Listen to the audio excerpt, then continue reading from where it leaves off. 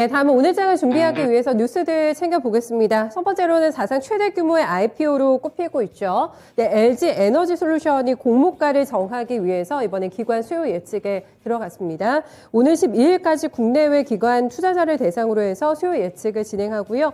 공모가를 확정을 짓게 됩니다. 희망 범위는 25만 7천 원에서 30만 원이고요. 공모 규모는 10조 9,200억 원에서 12조 7,500억 원입니다.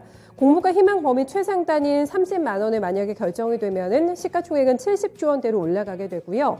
이어서 18일과 19일 이틀간의 일반 공모주 청약에 가담하실 수가 있습니다. 그리고 나서 이달 말 유가증권시장에 상장할 계획이고요. 상장 이후에 적정 시가총액은 100조 원 정도로 전망되고 있습니다. 네, 현대차와 기아가 올해 국내외 판매 목표를 전년보다 12% 늘어난 대수를 발표를 했습니다. 전기차를 비롯해서 다양한 신차를 투입을 해서 판매 회복의 속도를 내겠다는 전략입니다. 이에 따라서 현대차는 올해 반도체 수급 안정화에 노력하겠다고 밝혔고요. 차량 생산 일정 조정, 그리고 전동화 라인업 강화를 통해서 수익성 강화도 함께 추진할 계획입니다. 기아도 반도체 부품 수급 차질 영향을 최소화하는 데 주력할 방침이라고 밝혔고요. 특히 인도 공장을 100% 가동을 해서 유연한 사업 포트폴리오 운영을 통해 판매 회복에 나선다는 구상입니다. 네, 네이버가 자사주를 처분하겠다고 어제 공시했습니다. 규모는 보통주 8만 9,191주고요. 처분 예정 금액은 어제 종가 기준으로 해서 335억 원 정도가 됩니다. 네이버 측은 보상 경쟁력 강화를 위해서 직원을 대상으로 해서 자사주 지급을 위한 처분이라고 설명했는데요. 스톡 그랜트 제도를 운영을 위한 것이라고 밝혔습니다. 스톡 그랜트는 회사가 보유하고 있는 주식을 직원들에게 무상으로 부여하는 주식 보상 방식이라고 할 수가 있겠는데요. 네이버 직원들은 인당 약 13주의 주식을 받게 된다고 합니다. 네이버의 스톡 그랜트는 의무 보유 기간이 없기 때문에 바로 매도해서 현금화할 수 있는 것이 특징입니다. 네, 셀트리온이 코로나 항체 치료제가 임상 1상에서 안정성을 확보했다고 밝혔습니다.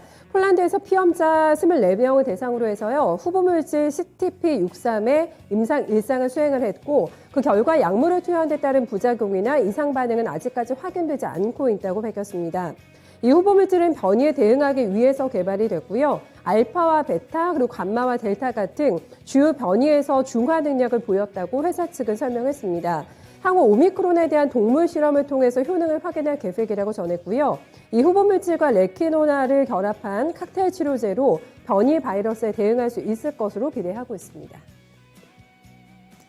네, 2차 전지 양극재 핵심 재료로 쓰이는 니켈 가격이 10년 만에 또 최고치를 기록을 했습니다. 전기차 배터리 수요가 크게 늘어나는 반면에 이제 공급은 제한이 되면서 가격 상승세가 지속될 경우에 원가 부담이 예상이 되는데요. 재고 같은 경우는 1년 만에 또 최저 수준으로 떨어졌습니다. 이렇게 재고까지 급감하는 추세를 보이고 있기 때문에 향후 이 같은 니켈 가격의 강세는 이어질 가능성이 크다라는 분석인데요. 한편 국내 셀업체 3사는 핵심 원재료인 니켈을 비롯해서 코발트나 리튬 같은 광물 가격이 급등한 영향을 설명하면서 이번에 배터리 가격을 인상했습니다. 네, 마지막 수주 공시입니다. 하나시스템이 방위사업청과 500억 원 규모의 천공 레이더 계약을 체결했다고 어제 장 마치고 밝혔습니다. 천공은 국내 기술로 개발된 중거리 지대공 유도 무기 체계로 보실 수가 있겠고요. 보통 한국형 사드로 많이 좀 불리고 있는 상황입니다. 이 무기 체계는 중거리 고도로 비행하는 항공기를 요격하는 기능을 담당하고요. 레이더는 모든 방향에서 접근하는 수많은 미사일도 동시에 탐지, 추적할 수 있는 것으로 알려지고 있습니다. 한편 하나시스템은 오는 2023년까지 아랍에미레이트 쪽에 수출도 앞두고 있다고 함께 전했습니다. 네, 이렇게 해서 주요 뉴스들 함께 정리해봤습니다.